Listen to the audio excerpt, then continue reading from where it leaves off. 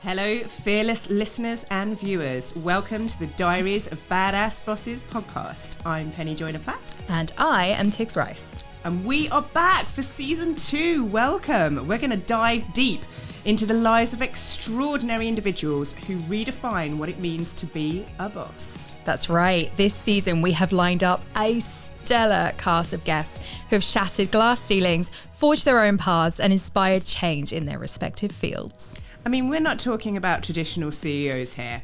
Our guests include entrepreneurs from a wide range of industries, making waves, challenging the status quo, and sharing their stories behind their journeys. So whether you're a seasoned entrepreneur, a budding leader, or simply someone who loves hearing about tales of triumph over adversity, then you're in the right place.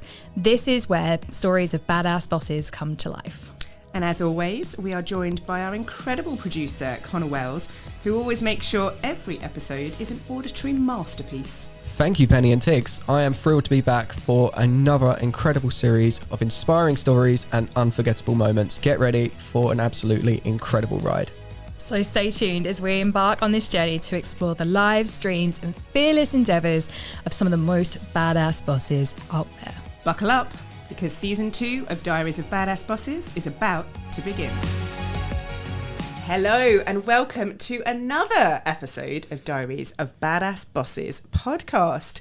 I am Penny Joyner-Platt. And I am Tigz.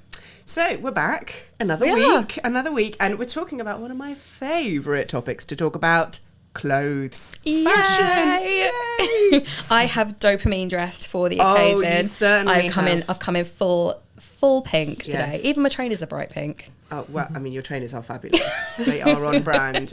I'm donning a hat. I love hats. I'm very You look much. good in a hat. I do love my hats. I've got a lot of hats. My boys love playing with my hats as well. Oh, do they? Oh, yeah. I'm always a bit like, oh, careful, darling. Not that one. Oh, gosh, no. But no, it's quite interesting because actually I have always, since as long as I can remember, just loved fashion. Mm-hmm. It's certainly where I spent all my money before I had the boys, because now it just goes to the boys. Yeah, fair.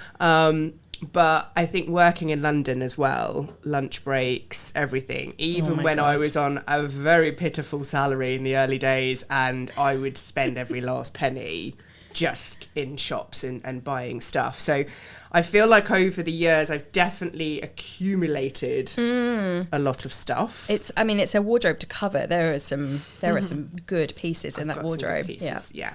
But unfortunately, life happens. Like, as I'm pointing towards my body, children, body shape has completely changed. Getting style older in has general. changed. Yeah. Oh my gosh, yeah. The style trends are coming around again. The low-rise jeans are back with the thongs showing. And There's some trends that really should die. Yeah. But I think also as well, like, career change as well. Yeah. So for me, I've kind of like, when I was in London, there was a lot of old school agency corporate dress. Like, you know, I definitely invested a lot in some really good pieces, but now I'm like, do I need them? I just don't use them as much. Like, I just don't necessarily have the need for them. But it's really sad to see them in the wardrobe looking at me going, wear me, I'm expensive. And have you found that going from corporate life, like hardcore corporate city life, to Pyjamas. Fabulous female founder, I mean, in pyjamas. Yeah. There is, and I will hold my hand up and admit that sometimes when I have Zoom calls, I am fabulous to the waist, and there are definitely pyjamas on the bottom. I think a lot of us during COVID were fabulous on top and just shamefully comfortable on the bottom. But yeah, no, I mean, I have the school run actually, which means I do have to dress up. I know that sounds crazy, but for whatever reason, all the women near where I live look fabulous. And I remember before the boys started school, I used to look out the window and be like, in my pyjamas, going, what? How does she look that good this time in the morning with kids around her ankles? Like, no, come on. I mean, but it's now put pressure on that I've got to make sure at least I don't look like I've rolled out of bed 2 minutes ago.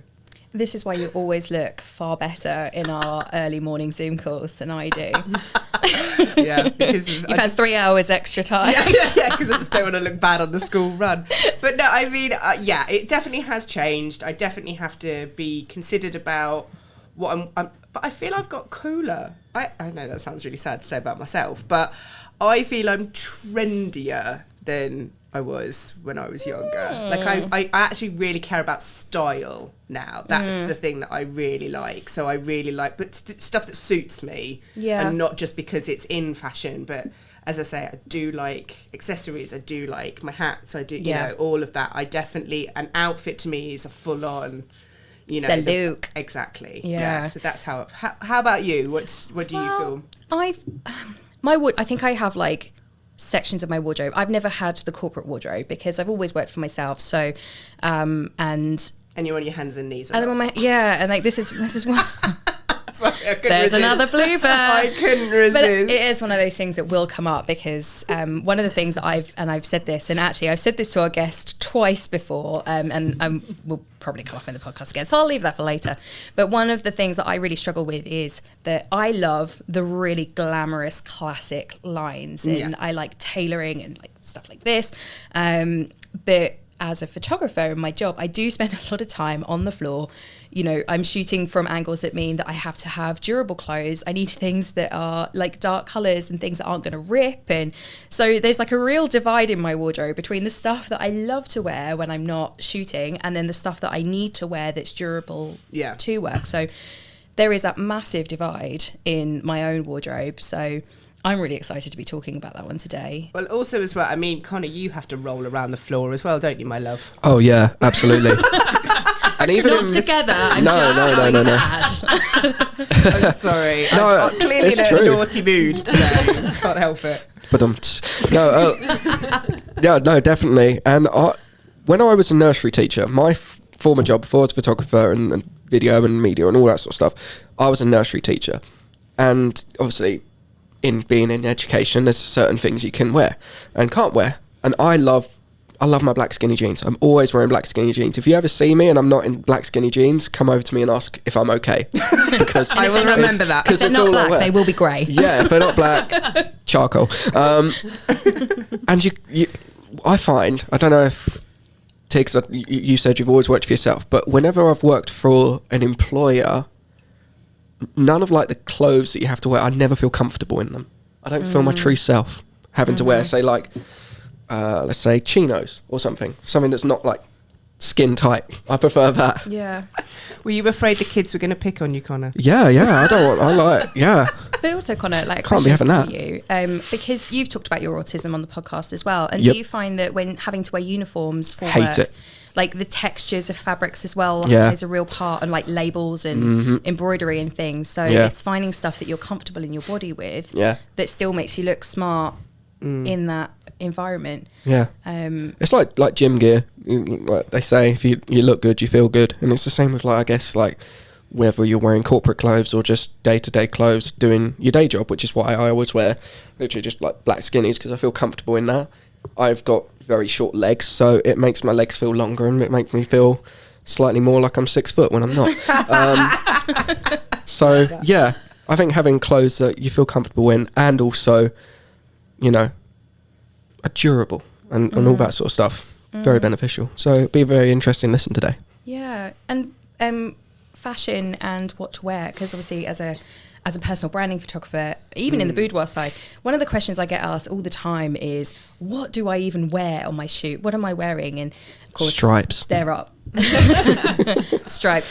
Tiny, tiny patterns. Please don't do either of those things. Well, do what you want. Don't wear the tiny patterns. Camo. And obviously there's lots of tips and tricks that I offer to my clients through the process of booking them in. But even better, we have a personal stylist Everyone needs her in your life. Oh, absolutely. So it is an absolute pleasure today to introduce Standley to the podcast. Welcome. Thank you. I'm excited to be here. Oh, well, I have an intro and a half for you. So, Alex Standley is a personal stylist with an impressive 18-year journey in the dynamic world of fashion. With an unwavering passion for sustainability, dopamine dressing, the power of style to create positive impact, she's become the go-to expert for women seeking to rediscover their inner confidence through style. Alex firmly believes that her style is more than just clothing, it's a tool for empowerment. Love that word.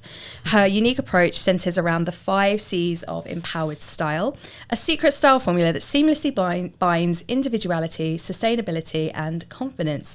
With this formula, she's orchestrated remarkable transformations in countless women's lives, helping them embrace their truest selves. Her clientele predominantly comprises of busy professional women and mums who, amid their hectic schedules, yearn for a renewed sense of self-esteem. Alex understands the demands of modern life and tailors her styling solutions to accommodate the practical needs of her clients while fostering a strong sense of empowerment. I need some of that.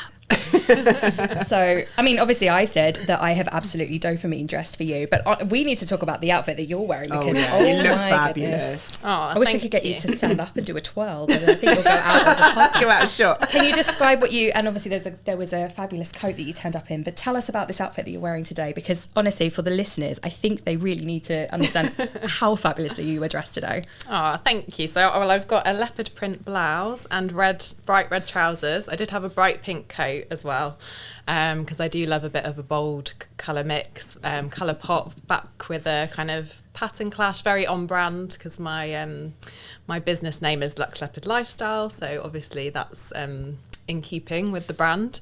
But yeah, for me, leopard print and red as a combination is just feels really powerful. So if I want to show up feeling like that, then that's my go-to. Yeah, and you've got nails that match as well. I know, I did notice the nails. Fabulous. Fabulous. I'm hiding mine at the moment. They desperately need doing.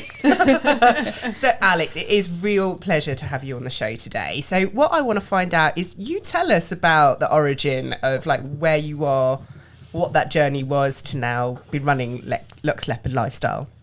Oh gosh, so I've got to go back a few years. So even before I started the business, I was kind of yearning for a bit of a change of direction. So if we go back to 2018, I was working as a footwear buyer for Amazon. It was very different to my previous role. So I worked for Marks and Spencer as a buyer before that, which was very creative. I got to develop all the product. I got to work with the designers and, from scratch we would do the trend direction into the sketches, and then through developing the range and getting to travel the world and see the product being created, and then seeing people out on the street wearing things that we developed was incredible. So when I went to Amazon, it was a very different culture, a very different role. So it was very kind of data driven and much less creative. So I had this kind of yearning to get back to that creative path. And it was actually one of my colleagues who said to me, like, you should just start an Instagram account and, just see where it goes. You never know, it could turn into something else, or it's just nice for you to have a creative outlet. So that was 2018. I started that. Started just sharing some kind of style inspiration, my favourite places to shop, my favourite places to eat, all of this kind of thing. And then when I was on maternity leave, I happened to come across a personal stylist who trains other personal stylists, went to one of her events, just fell in love with everything. It just really spoke to me and, my passions and the creativity. And it was like, right, this is me. This is what I want to do. I think my husband thought I was absolutely insane setting up my business whilst very sleep deprived on maternity leave. But I was like, no, this is me. This is my purpose. This is what I want to do. So yeah, that's how it all started back in 2019. And also part of it was feeling very much that kind of loss of identity on becoming a mum, and feeling that I'd really lost myself, and that change of body shape and everything else that happens when you become a mum, and the changing priorities and wanting to make sure that I was around for my daughter and all of that kind of thing. So there's a lot of different avenues that kind of led me to launch the business. I feel like there's a real thread here, and that we've had a couple of people on the podcast now, and there is something about maternity leave and women having time to think about themselves and what they want. And we were doing it literally the same time. 29, because our kids are the same age, like literally at the same time. We both went through the same journey separately. Like it's mad when we've spoke about it now, because it was that feeling of, now's the time. Yes, I am tired, but this is going to be worth it. Never underestimate a sleep-deprived woman. That's what I'm learning. So talk us through that process, because as I think anyone, whether you have set up a business or you're thinking about it, it is daunting, isn't it? But it's, I've just said it is worth it, isn't it? Absolutely. And I think, I was very naive going into the whole process, like, as I'm sure a lot of entrepreneurs kind are. of need to be though, don't you? Yeah, I think you do. I think if you knew what was to come, then you probably would never start it in the first place. But I think I was so passionate and so driven about helping other women, kind of in the way that I'd helped myself through that kind of loss of identity and everything else. I did my training sort of one-to-one with this personal stylist, and that helped me on my own journey with kind of reconnecting with myself and, learning what worked for me, what colours worked for me, what shapes were right, and then all the tools that I needed in addition to kind of my background in the fashion industry. So I just felt so passionately about being able to help other women who undoubtedly were going through the same kind of experiences. And, it's not just mums, it's, so many different things that we go through as women in our lives. There's, menopause, it might be divorce, it might be a new job. There's so much that goes on that means that you quite often find yourself stuck, feeling a bit lost, feeling like you don't really know who you are and lacking that confidence. So I think that's what really drew me to this industry and this work, because it had to be something that was meaningful to me. I really wanted to feel like I was making a difference. And then that's kind of evolved over time as well, because sustainability has been really important to me as well. And then I feel like I am creating a huge ripple effect in that as well. I think if anyone's listening and they're thinking about starting a business, it has to be something that you're super passionate about, because, there are going to be tough times. It is going to be a roller coaster, so it has to be something that is really meaningful to you. Yeah, I mean, that's the buzzword, isn't it? Passion. We've said it so much, like literally every interview, but it's so true. Yeah. And you mentioned a little bit about sort of colours, and I see you've got a little folder of colourful joy. Do you want to tell us what's in that folder that you brought with you today? Shall I? Yeah, go give for you it. A show and tell. Go for it. So this is my little Bible of colours. So there's every colour under the sun in here. So obviously a big part of my role evolves around colour. So when I work with clients on colour analysis, I will create them a bespoke colour palette. So it's slightly different to how some other stylists work. So a lot of stylists work in the same way as I do in a seasonal colour process. So they talk about spring, summer, autumn, winter. So spring and autumn are essentially kind of warm skin tones and warm colouring, and then summer and winter are kind of cooler skin tones and colouring. So a lot of stylists will just say to you, you're a spring, you're a summer, you're an autumn, you're a winter. But I have learned, over the last few years that everybody is so individual and so unique. We've each got our own unique mix of eye colour, lip colour, skin colour, hair colour, everything. So I like to be able to create a more bespoke palette. So I will literally go through the drape process where I drape the clients with the colours. We'll select the ones that work best for them, but most importantly, the ones that they love as well, because it's pointless me saying to someone, these are all your perfect colours, and they're like, well, I don't like that, I won't wear that, all of this kind of thing. So I will give them a unique swatch book that's completely individual to them, rather than sitting them in a box, because I just don't believe that anyone that works for anyone. It has to be completely unique to you.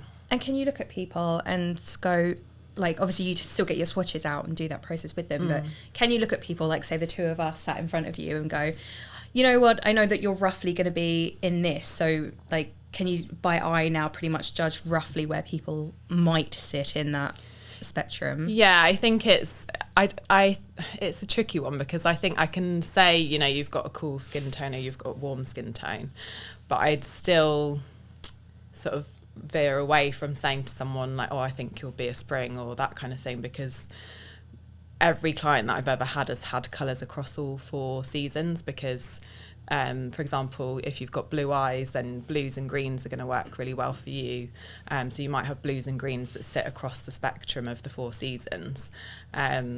Whereas if I was just to say to you, like, you're a winter, that would leave out, you know, all the other colours in the other 3 seasons. So I think it's also about kind of maximising what works for you as well, and just making it as individual to you as possible. Have you ever had your colours done? I haven't actually, no. I was just thinking, like, I wonder what my colour would be. And I'm definitely a cooler skin tone than you are. I'd say this is us guessing. I know, we're just looking at each other now going, I am the ghost of the two of us.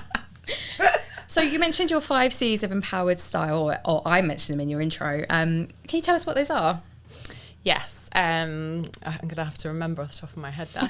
So the first one is all around embracing courage. So really embracing yourself where you are now. So it's really important to me when I work with my clients that there's so much kind of societal conditioning that comes into play, where, you know, we feel like we need to be a certain size and we need to fit into a certain beauty ideal.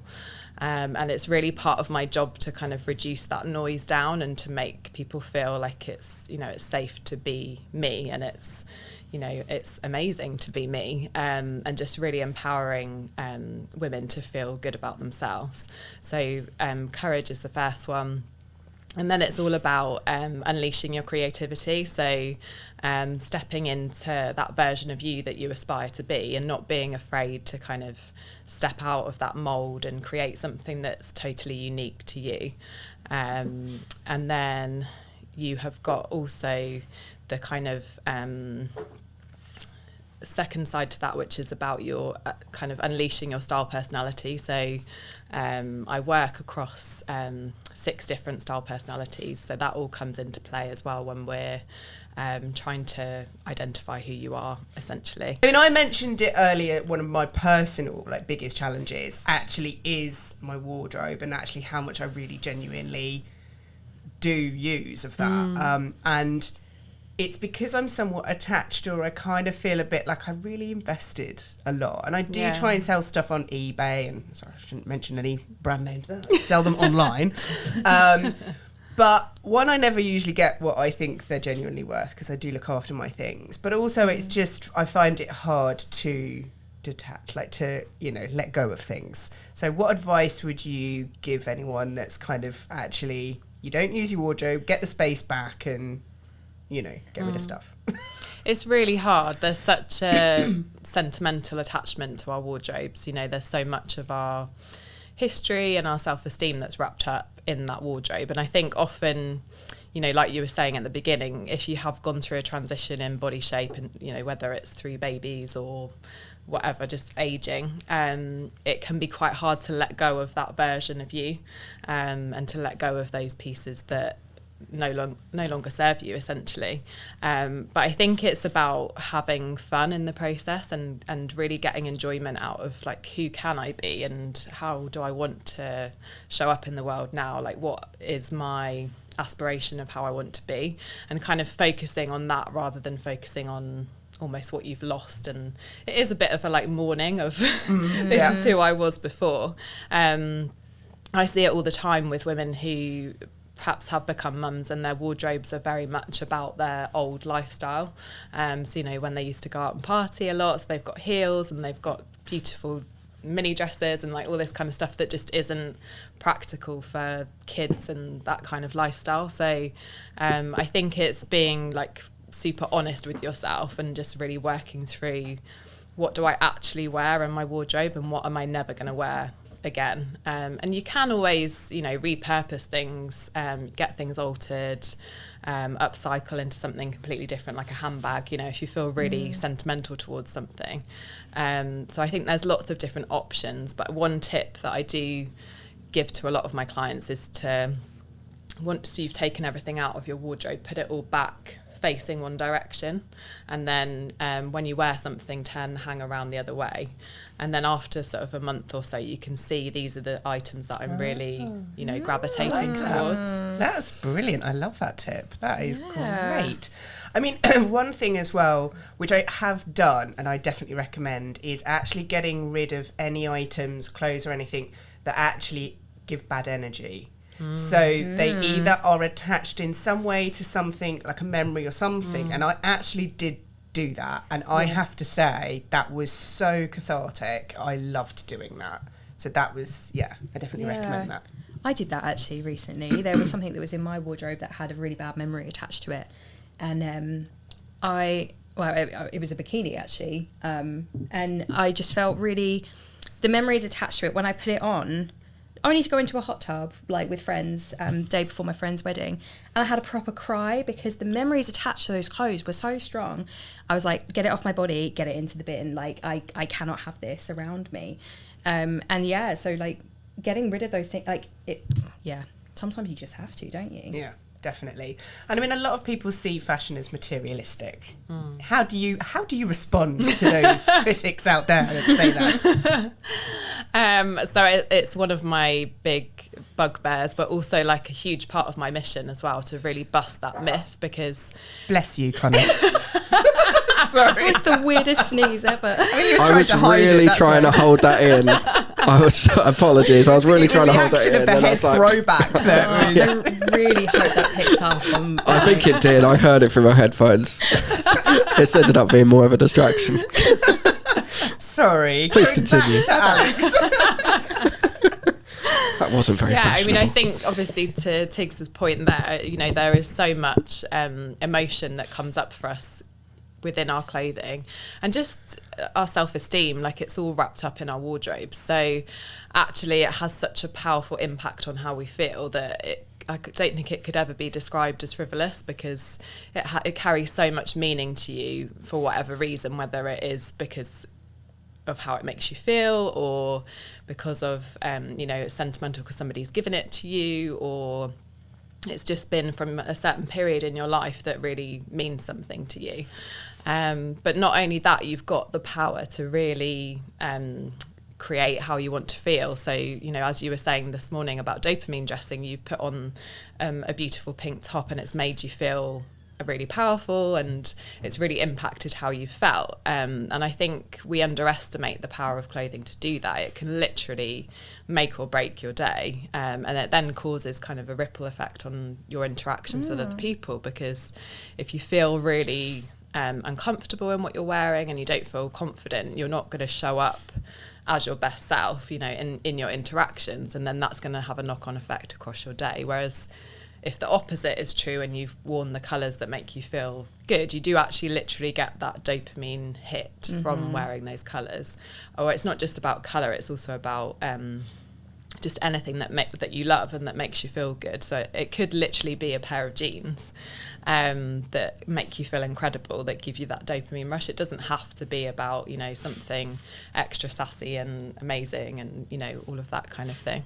I often find that colour draws people, like if I'm wearing bright colour, it will draw people into me. Like there was once I went to a networking event and I just did not feel like having to, it sounds awful, didn't feel like making contact with anyone. I don't know why I went. I went to a networking event not to network. Didn't want to do it. Brilliant. So what I did was I wore the brightest, I have a full like pink dress, vibrant, the same colour as this actually, and head to toe, wore my bright pink trainers, walked into the room, and actually I didn't have to go and approach anyone because they all came to me and went, oh my God, you're so pink. And I'm like, well, while you're here, let's have a chat. So yeah, I mean, colour will literally draw people around you as well. And you know, actually one of the things that whenever I think of you, it's always bright colours, and like the red that you're wearing today, the pink, and also like I also associate you with bright green as well, which is another colour that we often see you wearing. Yeah, definitely. And I think actually green's a colour that I didn't wear until probably 4 or 5 years ago. And I think I've been on my own journey with colour. I think, you know, doing the training as a personal stylist and learning more about colour has empowered me as well to wear, you know, the bright, bold colours that I love. Because I think something that is kind of fairly well known in the industry when you're a buyer is that you do tend to wear a lot of black. It's just like a commonplace thing because... As I am right now. Yeah. It's like a safe colour and it's like, it's easy and, you know, you're never going to be off trend in black. It's just such a classic, elegant colour. But I think for me, it's actually quite a draining colour on me. So being able to embrace all of these bright colours has been amazing, and it's really helped with my confidence and kind of how I show up. And green also means a lot in terms of my branding because of the sustainability side of things as well. So it's all part of that kind of psychological messaging through colour as well. Which is kind of perfect timing. I was going to say. Literally our next question. Beautifully segmented into the next question. You're really passionate about sustainability. It literally runs through all of your offerings. Can you tell us how you've brought sustainability into your styling? Yeah, so one of the reasons why I'm so passionate about it is because of the experience that I've had in the industry and seeing, you know, the really detrimental impact that the fashion industry has on not just the planet, but on people as well. You know, I was very fortunate to work for companies that, you know, had sustainability policies in place and did care about that. But still, you know, there's so much work to do. And I think the realisation for me was on having my daughter and thinking, you know, what kind of world do I want to leave behind for her, essentially? And like, I had some extremely questionable shopping habits, and you know, I used to go out shopping every week and buy new things, and I think, you know, often it's kind of filling a void rather than actually, you know, I didn't need half of those things. And so I really sat back and kind of questioned myself and started to implement a few little changes, and then really enjoyed it. Like I really enjoyed kind of being more conscious, I guess, just being more considered with everything that I was buying, supporting sort of small pre-loved sellers and small sustainable fashion brands and all of that kind of thing. And then I did so much research through that whole process because I wanted to make sure that, you know, if I was recommending things to clients that, you know, it wasn't greenwashing and that I knew what I was talking about essentially. But I loved going through that whole process because it's just finding meaning in everything that I do. So I will always start with sustainable fashion brands and pre-loved as much as possible when I'm doing personal shopping. But obviously the biggest thing is kind of what you've got in your wardrobe is the most sustainable garment that there is. So it's all about maximising what clients have got sat in their wardrobes and just creating something totally new and different from what they've already got. And a lot of feedback that I get from clients is I feel like I've been out shopping and I haven't actually left my bedroom. That's amazing. Which is really nice to hear as well. And you do a lot of work and sort of collaborations with charity shops. Yeah. Which honestly, this sounds incredible. I remember you talking about it, like you ran them last year. Tell me about your charity shop collaborations and partnerships. Oh, I love it. It's so important to me to feel like I'm giving back. And obviously being able to support charities is such an amazing way to do that. But it's also a nice way for me to change people's perceptions as well about secondhand fashion, because I think there is still some stigma, although it's very, very different now to what it was sort of 4 or 5 years ago. There's a lot of stigma around, you know, it's my nan's old stuff that's in the charity shop, or, you know, it's old smelly stuff. It's not like, you know, I won't find the trends in there kind of thing. So I love changing people's perceptions. So one of the things that I've collaborated with a few charities on is catwalk shows. So I'll compile my edit of the trends from, like I did one in June, I think it was, with Oxfam. Literally everything that went down the catwalk was from Oxfam, but it was all attuned to the trends, the current trends. So it was all about showcasing, like, this is actually what you can find in a charity shop. And, you know, I had a few people who came to the event say to me afterwards, like, which charity shop do you go to? Like, I never find this stuff. And obviously I'm gifted with having, you know, the eye for those things, but, you know, it's possible for anyone to go into a charity shop and find the trends in there. And it's amazing it's such a win-win, because it's like you're reducing your impact, you're giving money to the charity who are doing really important work, but you're also creating, you know, a totally unique style and saving yourself lots of money as well. So it's just, it's an amazing feeling to be able to support that. Yeah, I mean, you never know what you'll find as well in charity shops. I had a horrifying situation that happened to me. I'd just come back from stage school, and I had a lot of clothes, and I'd basically put all of my clothes that I'd had down in London all into like black bin liners, because I just didn't have enough suitcases. And I got home, and it was at my parents' house, and I kind of just all put them in the spare room, and I hadn't had chance to like go through and you know, put them in the wardrobe and everything.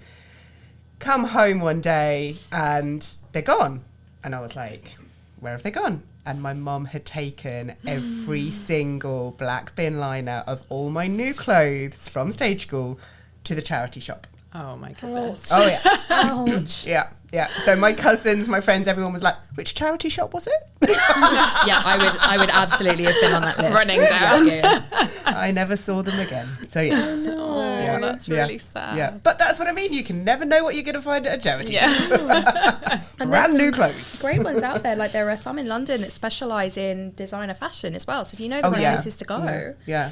Yeah, I've picked up a few Absolutely. bits over the years. So. I mean, what are you currently finding some of the biggest challenges in the industry for you right now?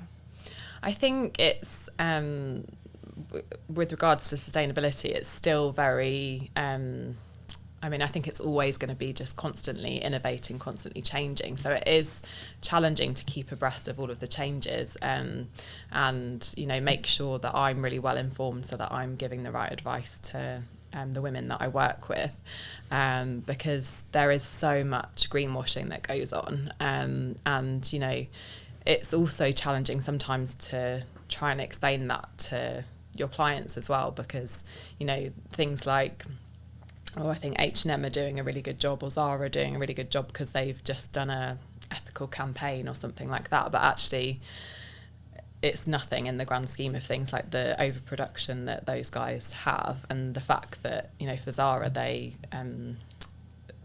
send a lot of their end of season stuff to Oxfam, and it ends up in Oxfam, you know, brand new with the tags. It just shows you how much overproduction there is going on. I mean, it's amazing that they partner with charities and that they're trying to kind of do good in a sense as well, but I think there's still so much work that needs to be done in the industry in terms of changing this model of like overconsumption and like FOMO, and like I need more and I have to be wearing the latest thing and I have to look like this, and I think there's always going to be an element of that's just human nature, but I'd love to see the fashion industry changing more, and, you know, not only, you know, the kind of greenwashing side of things, but also just on people, because we forget, you know, there are people at the beginning of that supply chain that are being really poorly treated. You know, human rights are massively impacted by the fashion industry, and I think there's so much that still needs to happen in terms of that as well. So I think it's important for me to kind of remind myself of that sometimes, because I think we can all get lost in like, oh my goodness, I have to have that like brand new trend piece that's just incredible, but actually I have to kind of think to myself, no, I don't actually really need that, and that's what I try and pass on to my clients as well. So I think that's probably the biggest challenge at the moment. I mean, we very much, kind of every client we work with actually, we're always showing and telling them that they need to show up, that they need to make sure that they are representing themselves through imagery and through on their website, through their social media, everything else.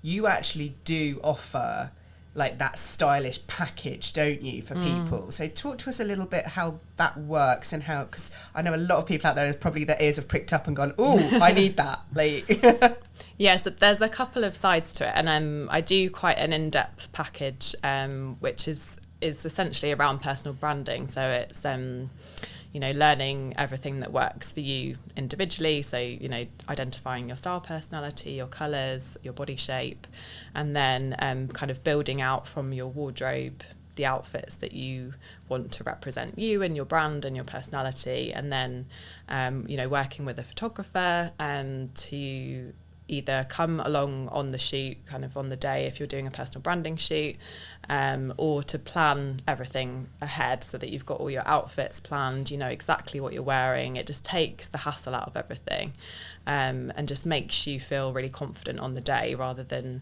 I know a lot of women have had the experience of personal branding shoots where they, the night before, have been like, oh no, like, what am I going to wear? Oh my God, I don't know what I'm going to wear. And then that has a knock-on effect on how they show up on the day as well, which I'm sure you've probably I can hardly relate to that. yeah. And we've actually had the privilege of working together before on shoots, and it honestly does take so much pressure off the client to turn up and be like, okay, there is stuff that's going to suit my body, in my size, in colours that work for me. And like the last one that we worked on together, you had a room full of options. It was amazing. I think as well, it's being able to push people gently out of their comfort zone, because if you do need to be visible and you do need to show up, a lot of people, if they're lacking in confidence, they'll often revert to the safe things. So, and that might not be how they actually want to present themselves and how they actually want to show up. So it's kind of really gently pushing people out of their comfort zone and getting them to wear things that perhaps they would have never even considered by themselves. But when they do put it on, they're like, oh my goodness, like, this makes me feel amazing. And, that has such a amazing knock-on effect to how they're then showing up and, on social media and getting more visible. And it's not just in, that personal branding shoot, it then has a really nice ripple effect afterwards as well. Amazing. And what is a typical day for you in the life of a stylist? I think it's a lot less glamorous than you probably imagine.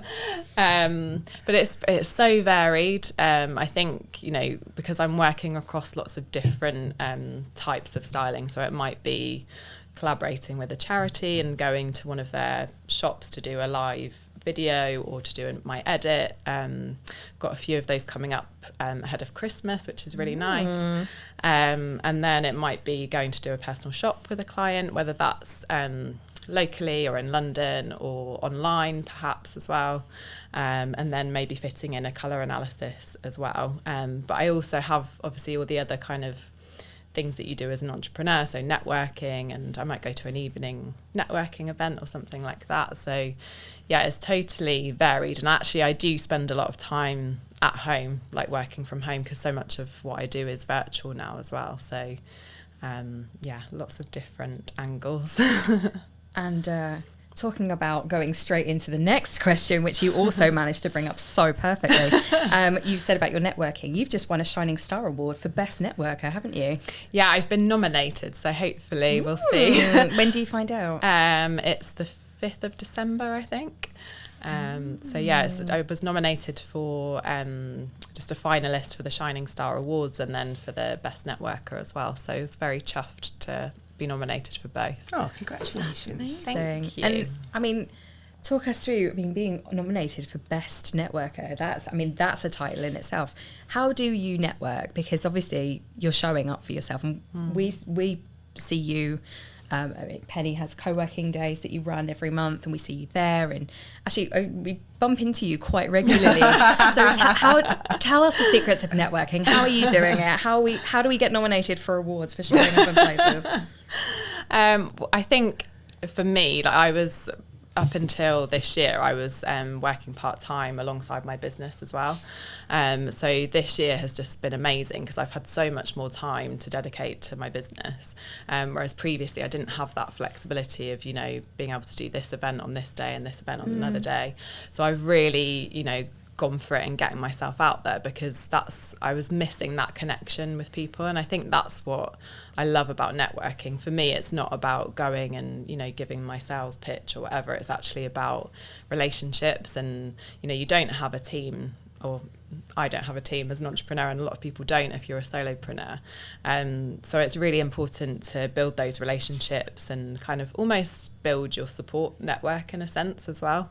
I've collaborated with a lot of amazing businesses that I've met through networking. I've got an event coming up where I'm collaborating with 2 coaches who I met through networking.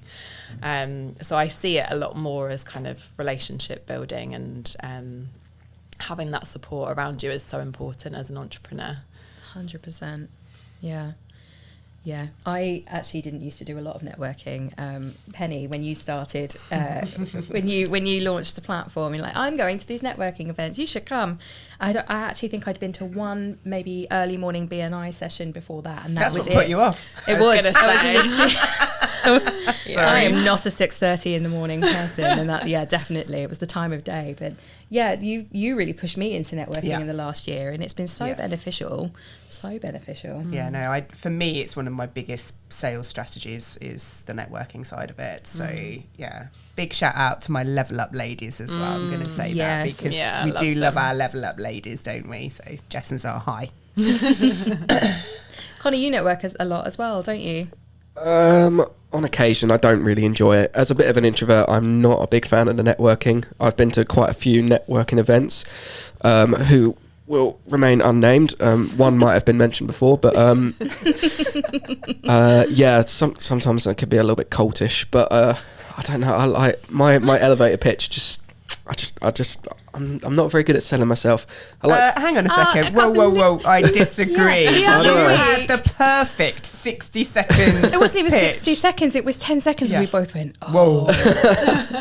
So maybe I'd had quite a few coffees that day, but networking events, I don't know, meeting new people is always a bit daunting, isn't it? So I tend to network for you, to be honest, Connor, because I don't think there's any event I've ever been to that I don't talk about Connor. They literally think that we must come as a pair.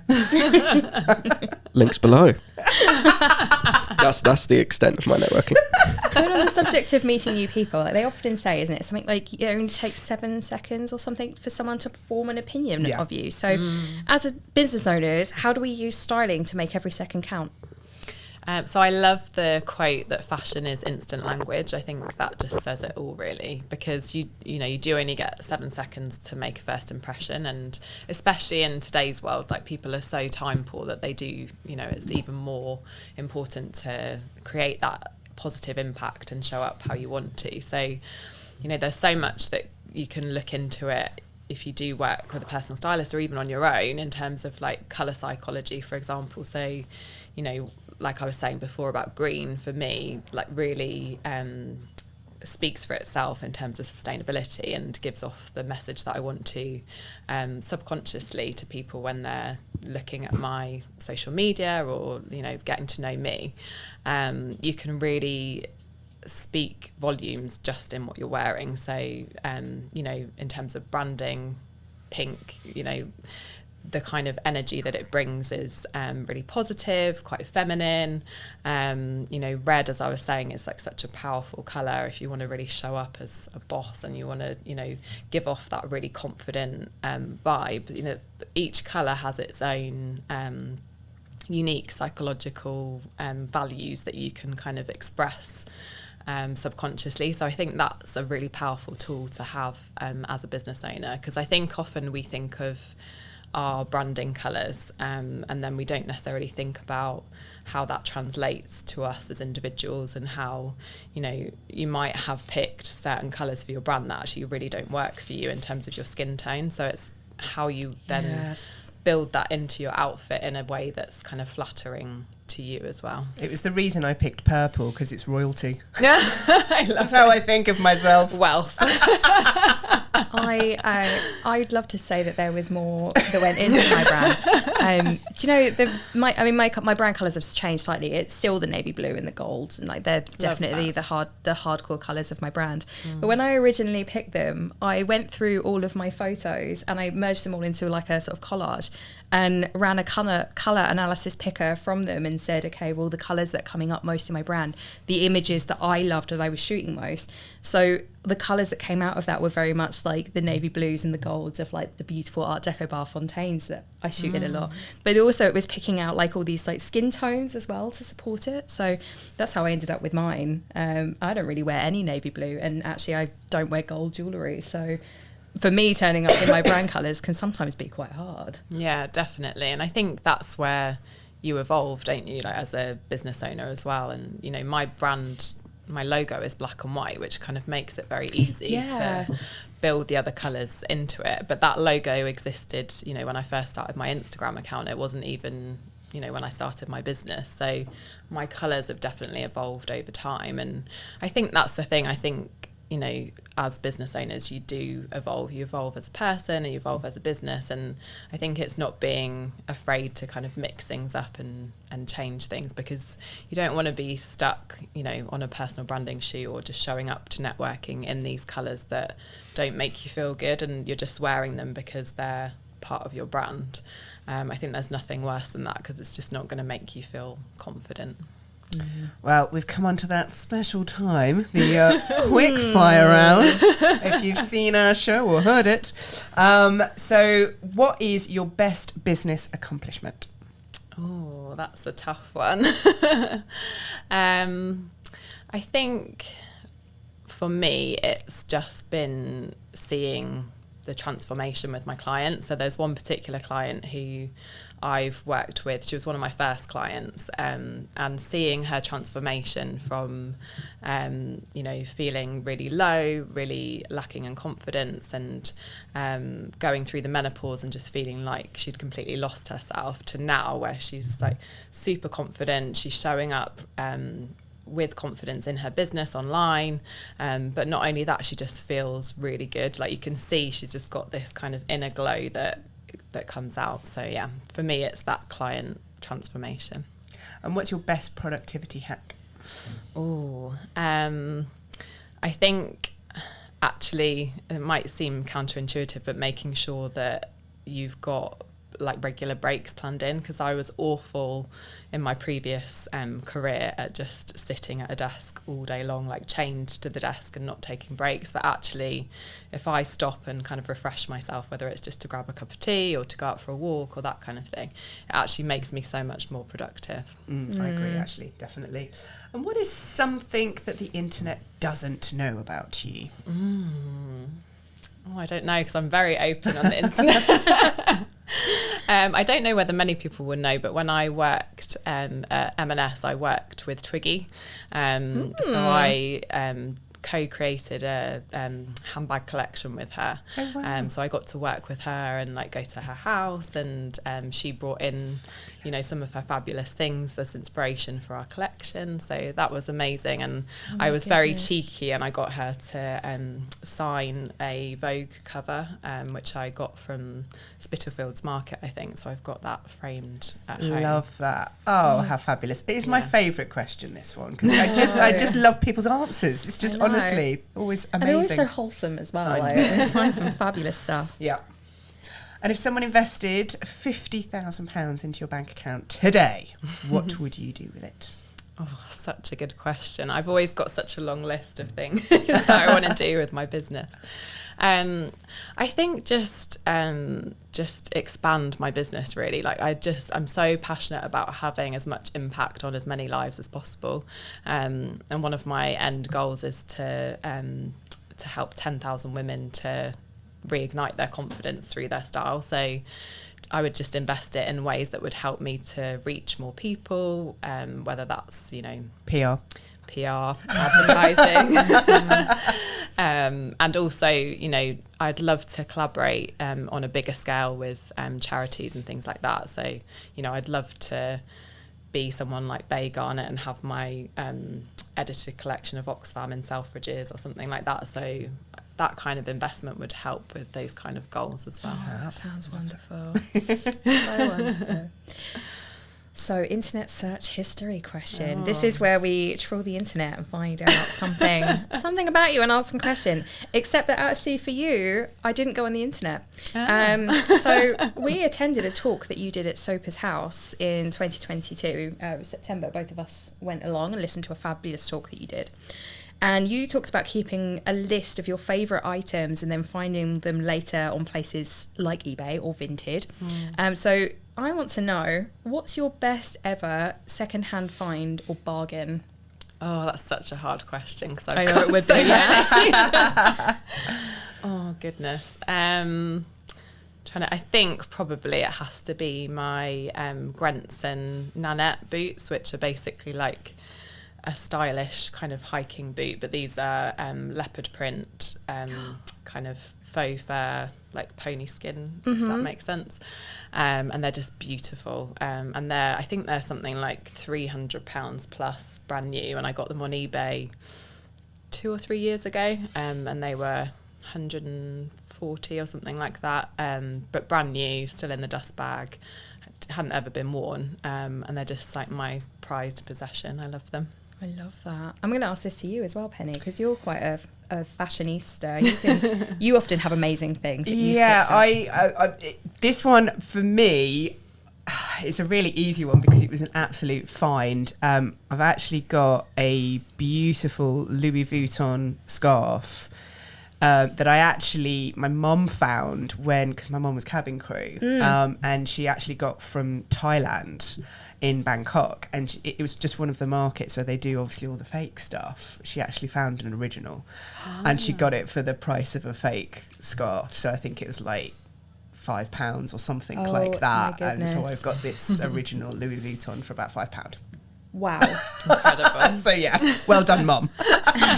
Mine actually was last week. I've wanted a pair of those, the Timberland boots with the heel. Yeah. They've been on my list for years. And I can see you in those. Yeah, like, I was just going to say that. So I've always wanted them, never actually put them on my feet. So I went into the store the other day, tried them on. Oh my God, it was like putting a glove on my foot.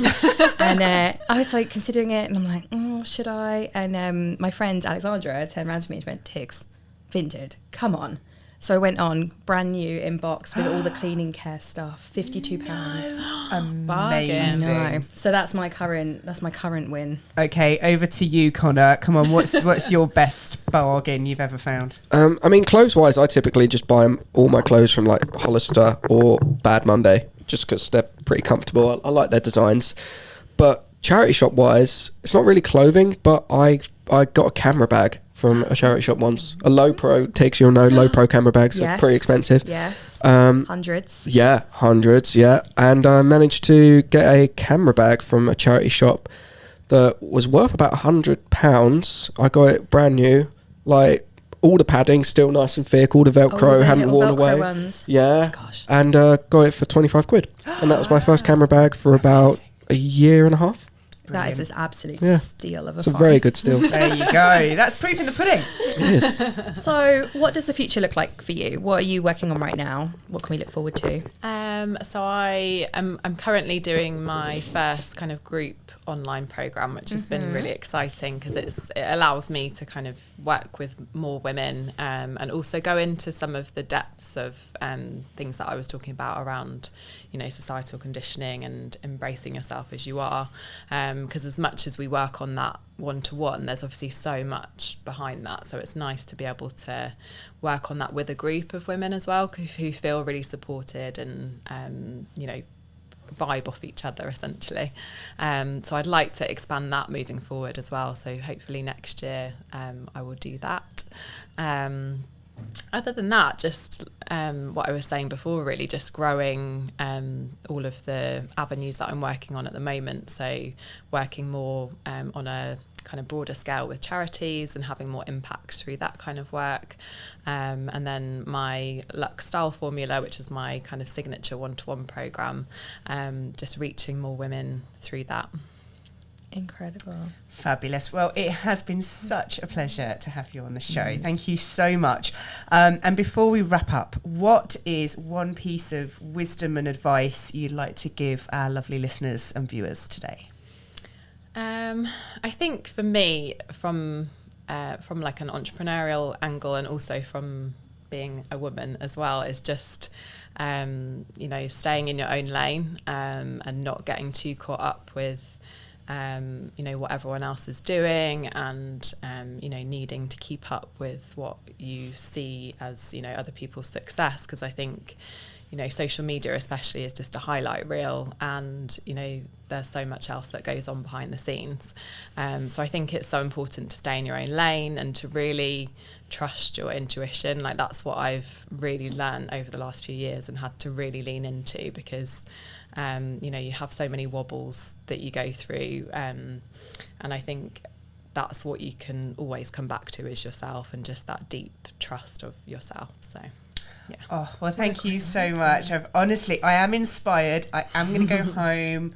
I'm going to go through that wardrobe. You can start turning the hangers. Turning the hangers. I think I'll probably end up just turning 2, which will just be very evident that I'm not utilising most of the stuff in my wardrobe. Yeah. So, yeah, but I'm definitely inspired. So thank you so much. Thank you, everyone, for joining us again for a fabulous episode. We will be back next Wednesday with another fabulous guest. One really exciting person. Well, she's done quite a lot in terms of like pulling together a community, which is related to how we work and the way in which we work. So really fascinated to find out more about that. And please come and join us. And that's it from me. Yeah, we'll be back with another dose of Badass Boss energy next week. So please come and join us. And don't forget, you can catch all of our previous episodes on your podcast platform of choice. See you next week. See you soon.